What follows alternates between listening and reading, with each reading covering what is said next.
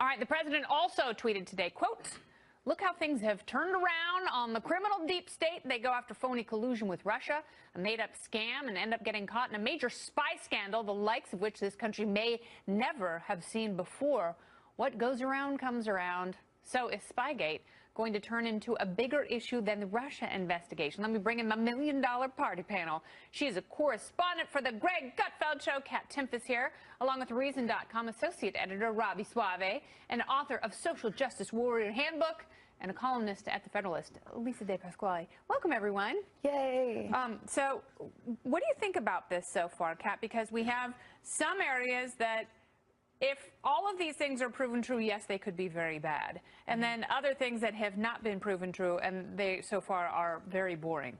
This is all just very, very crazy. It's something different every day.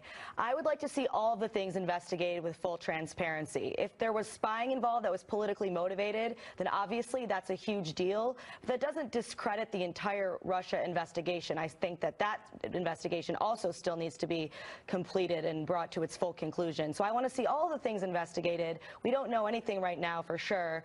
And just have transparency all around, because right now there's so much confusion and a lot of crazy talk coming all over the place. Like this. Yeah, it's a little disingenuous when Republicans talk about Spygate and the tools that these institutions have to spy unwittingly or wittingly, thanks James Clapper, on Americans. What strikes you about this? Oh, certainly. I mean, the sort of apparatus of law enforcement, of the FBI, of spying on people has just gotten more powerful and more violating of our civil liberties over the years.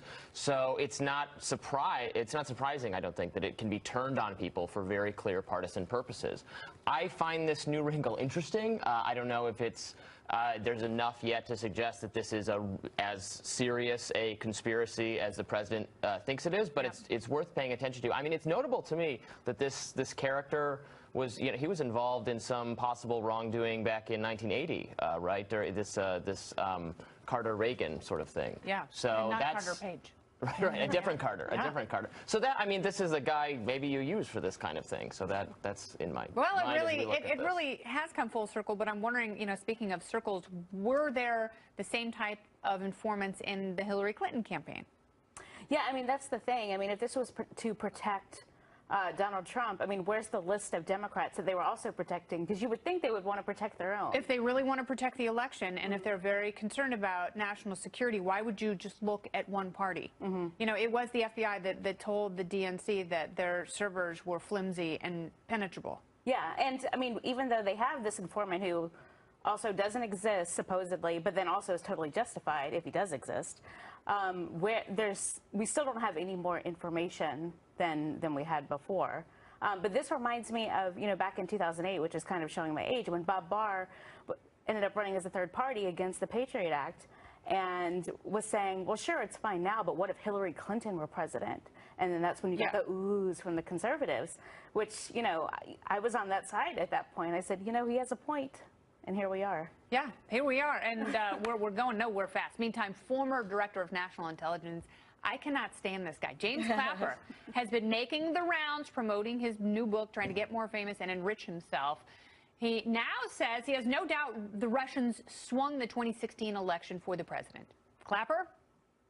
Consider the fact that the election was settled on less than 80,000 votes in 3 key states, which is what the Russians targeted. It just stretches logic to me, and that it didn't have huge impact on the election. He's like a clam without a shell. While the intelligence community did conclude Russians attempted to sway the election, they did not conclude they were successful. So why is one of Obama's top intelligence officials so sure they did? And if he was so concerned about it, why did he pull a James Comey and wait and write a book? He doesn't give any conclusion, any evidence rather, that the Russians did in fact sway the election. He's just saying that they did. So if they were so worried about the Russians, and they were so worried about the Russians trying to sway the election, and they said the Russians did sway the election, they obviously didn't do enough to stop that, if that in fact happened. Although he's not saying how it happened. Right. He gives absolutely no evidence. It's just his word. And obviously his word means nothing to me, and it shouldn't mean anything to anyone. When he was asked in 2013 if the NSA was spying on Americans, he said no, that was a lie. He's a liar. I don't know how he still has a job to be on TV and weigh in on these issues when he's been proven to be a liar. I don't know why anyone would trust him. I don't care what he has to say. What he has to say means absolutely nothing to me, and there's really nothing more to it than that for me. Yeah, and I still go back to this looks like an insurance policy. If they thought that Russians were talking to people who were vulnerable and dumb within the Trump campaign, and they were trying to gain access, and they were trying to sway the election, but they didn't do anything about it. And basically what he's saying is Russia was successful, we did a really bad job. Why should this person be rewarded with my consumer vote? Right. And the language we use here is so slippery. This swayed the election. I mean, like they made some Facebook groups that changed like tons of people's minds somehow. I don't think so. Right. What does that mean? I mean, voters swayed the election by voting for Trump. Votes. Yeah. Did they change votes? Did they somehow hack into voting machines? No. In cities and counties where they have those, and did they alter the outcome? Right. Because that's a very serious charge. Right. And no, we have no reason to think that they did. And I mean, the election was close enough, unfortunately, that everyone is going to always be able to claim that their pet issue is what caused, you know, is a small number of voters that were decisive. Macedonian butt farm. Maybe, right. There's that. Yeah, that's your personal issue. I'll never finish grinding that axle. I'll grind it into a nub, Robby. Oh, well.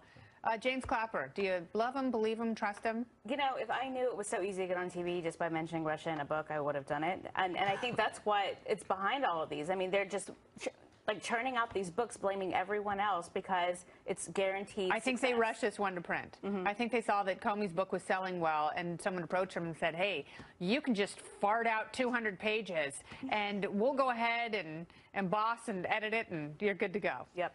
Here's $500 million. They hate this country. The party panel returns a little bit later. First up, however, President Trump once again calling MS-13 gang members animals. And now he's got a plan to keep them out of the U.S. How will Democrats react? Probably quite well. Shannon Bream joins me in moments.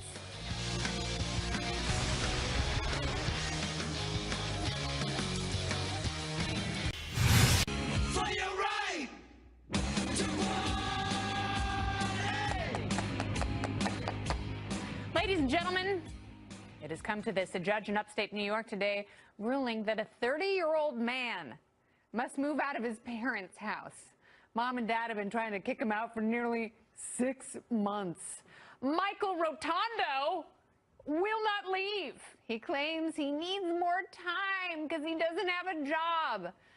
He's actually suing Best Buy for nearly $400,000 because he was fired for refusing to work on Saturdays. And now he's officially been evicted.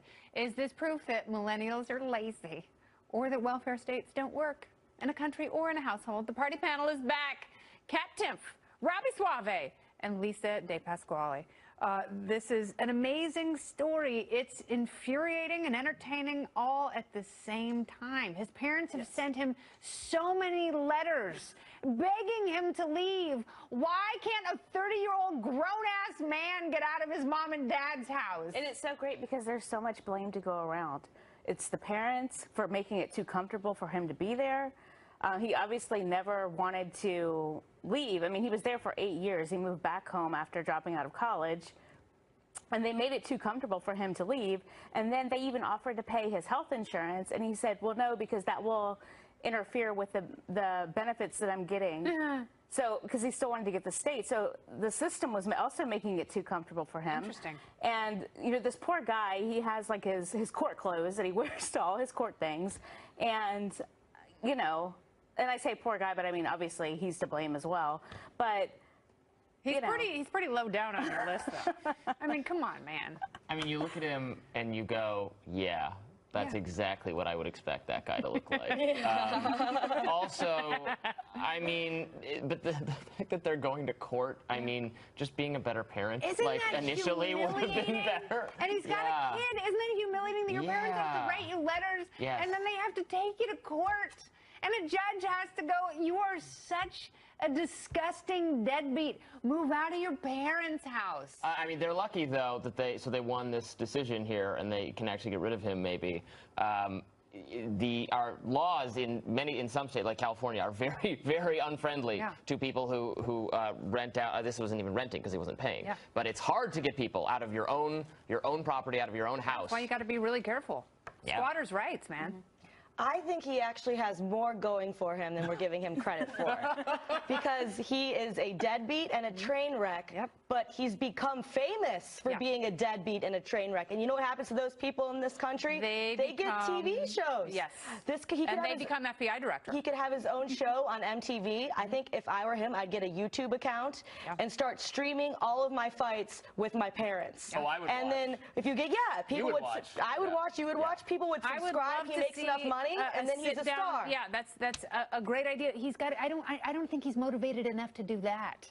I mean, he doesn't He's have not to even leave the motivated basement. enough to be a YouTube star. He doesn't even have to leave the basement. It doesn't matter. He would find somebody. His parents offered to fix his broken car. He wouldn't do it. I want to thank you all for being here, Lisa, Robby. Yes, thank you. What a beautiful night. You can move in with Kat anytime and be super famous. Not really. So Topical Storm is next. Stay here.